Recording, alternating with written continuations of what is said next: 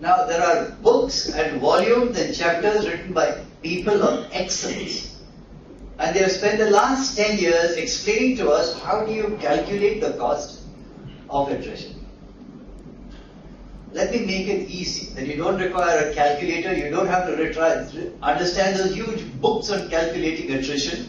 For the simple paradigm for calculating attrition, let's talk of Indian companies, since I'm comfortable with Indian companies.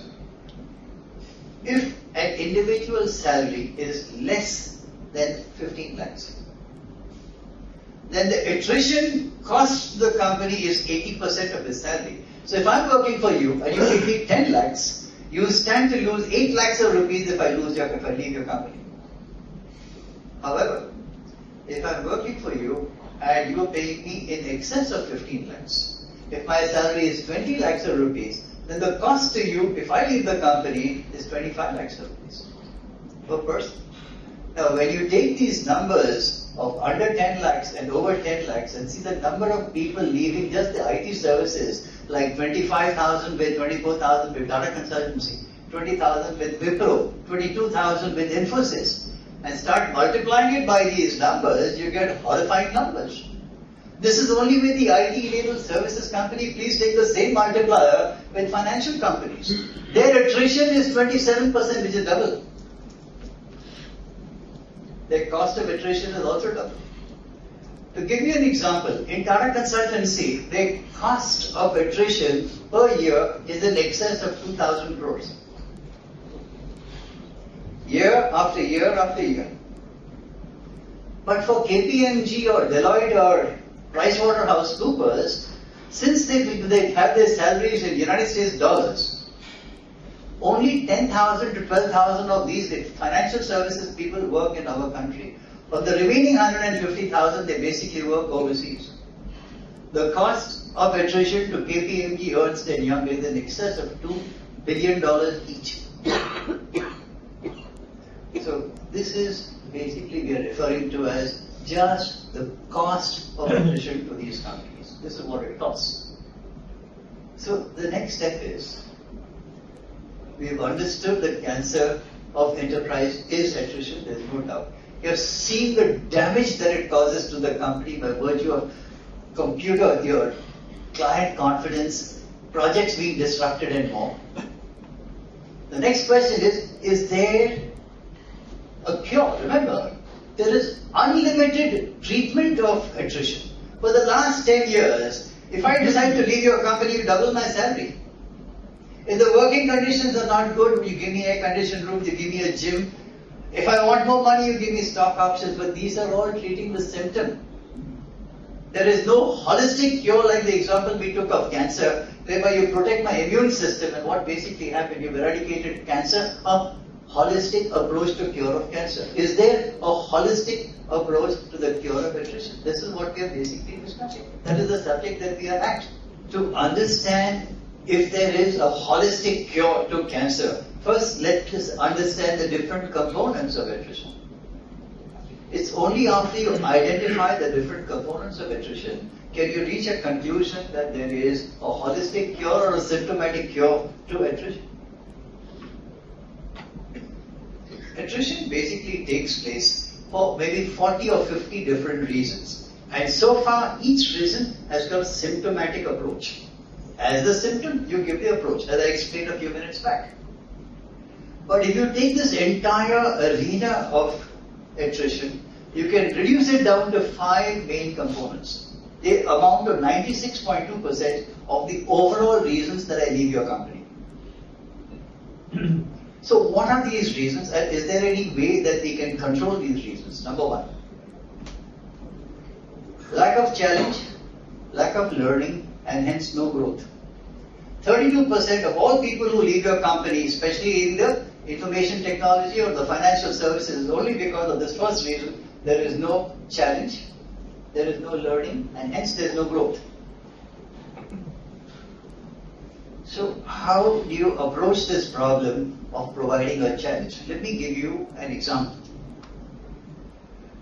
We are walking down the street, there's some great music going on over there. How many times has happened to us, there's some great music that you're listening to, You like the music, you like the melody, but you don't know the name. Especially if you're traveling in a foreign country, you suddenly find that you're missing out. Today there's a program available right here. If you sing a song, and I put this in front of you, it takes your song and gives me a signature. This is nothing but the process of digital evolution. In 1934, the evolution basically started. This process of digital evolution proceeded, and today it gives you the computer, but it also gives you music, it also gives you movies, it gives you telecommunication. All this is nothing but an outcome of the digital evolution, or should be referred to it as a digital revolution. The same concept, you take a subjective topic like music and point a simple phone to this, and that phone, that music over there gets digitized, and a signature is put onto the song, and this digitized subjective matter goes to a huge database, and it compares with all the songs available there, and less than 30 seconds you know the name of the song and you know the singer. Of course, you also know the name of the nearest record shop, so you can go and buy it. So this is the process of digital evolution which took place. This process of controlling attrition started in 1983, but it gathered momentum from 2003 to 2010. Now, we use this process of digital evolution to go ahead and find this concept of providing challenges to individuals. Challenge is a subjective matter. What we did was, we used algorithms and mathematics to go ahead and present a challenge across the enterprise to 100,000 people. Because it's digitized, it's no longer subjective. And we digitized it, and with cooperation of the entire bunch of people, we offered them challenge on the projects that we were working, and we checked their performance on the project every month. But for individuals who were assigned to that project, we checked their performance and digitized their performance every week. Now please think. You've got a project which is being offered to you as a challenge, and you're being monitored for performance every week.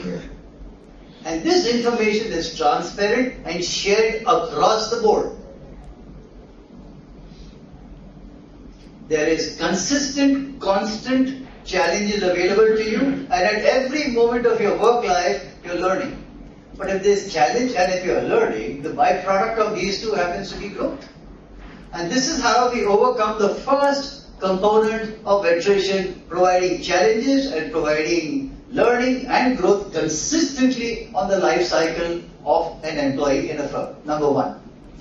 What is the second most important component? The second most important component of attrition, 42% of the world people will leave you because of the second reason. The second reason is very simple to understand.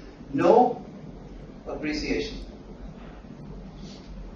100,000 people are basically working for you. I do the work, I know I work hard, I know I work diligently, and he goes ahead and gets the credit. Why? He's got a cousin who's the manager. And so you have, in the process of appreciation, interrupted by what? Nepotism, favoritism, corruption, and every kind of ism that you can think about is what comes down to you at the end of the day for your appreciation. Appreciation is a subjective matter. 42% of the people who leave companies, especially large companies, is because of lack of appreciation. We use the same concept of subjective conversion to digitization for manipulating appreciation. What we did was, we digitized performance. And the performance of each individual we broadcast across the empire. Now, if I'm doing a good job, I know I'm doing a good job, but I know that you know. And so at the end of the year, when evaluation basically takes place of the work that I've done for my performance, acknowledgement is a function devoid of human intervention. Please think. There is no human intervention involved at all, because the subjective matter of appreciation has been digitized. And this is how we spread it across the empire. knowing fully well that I may be a cousin of the person who counts or I'm not. But if I've done a good job, the management has no option but to acknowledge. Even the acknowledgement we took away from the management and digitized acknowledgement. So we digitized appreciation, we digitized acknowledgement, both the components. The third component of attrition is distrust. Obviously, distrust is a function that I work and somebody else gets the reward. This common sense says that this generates distrust. The third most important component of attrition being distrust. If distrust exists, please tell me, in the presence of the first two providing constant challenges, number two, automating, digitizing appreciation and acknowledgement, there is the element of distrust. How can you go about looking for darkness with a lantern on your head? It doesn't work. You can't. So the third component of attrition, distrust, it is not sustainable because of the first two. Please think. The fourth component of attrition, number 4, is stress. Let's think for a moment that you are employed in a task. That task engages you consistently and regularly. It offers you a challenge. It offers you learning. It offers you all possibilities for your mind being focused. Number 2, whatever you're basically doing down there, you know that appreciation is inevitable. Whenever you're doing a task which engages you along these lines, where is the chance for stress coming? If you do something along these lines, stress is another dysfunction. It has no opportunities. So we did not need to do anything so far as controlling stress. Stress dissolved by itself. And the last component of attrition is I'm getting a better salary and a better job, better salary and a better job elsewhere. Rewards and bonuses and increment are subjective matters based upon appreciation, based upon performance. If appreciation, acknowledgement and are all digitized, where is the need to pass on rewards, bonuses and increments to human beings? We digitize that as well.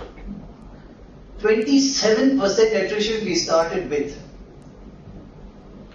By rolling out these principles, the 5 which I have just discussed with you, we brought the attrition down from 27% to 0.5%.